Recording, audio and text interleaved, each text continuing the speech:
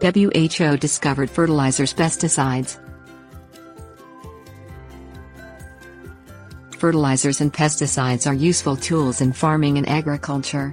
They have been employed by farmers since as early as 2500 BC. Some old forms of fertilizer, like cow manure, are still being used today. Uses of fertilizer and pesticides. Fertilizers and pesticides are used to promote healthy plant growth.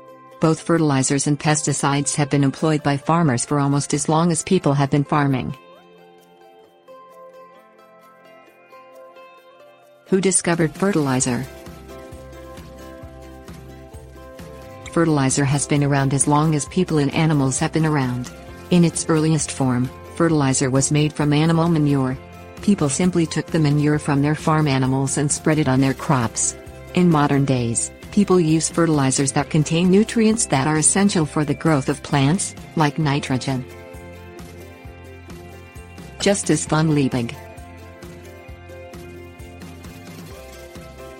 Justus von Liebig can be credited with creating some of the first chemical fertilizers, along with his research partner Friedrich Wöhler. These men came up with the prototypes for nitrogen-based fertilizers. Many of the theories Liebig and Wöhler worked on are still applied in modern-day fertilizers. Who discovered pesticides?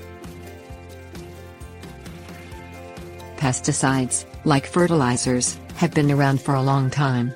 One of the first documented uses of pesticides was in 2500 BC, when people would dose their plants with sulfur to get rid of the insects in their crops. Problems with pesticides. Pesticides can contain chemicals that can be harmful to some plants.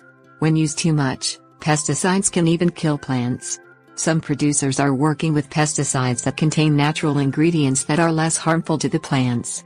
Pesticides also come with instructions concerning how often they should be used, which, when heeded, can help minimize the damage to plants.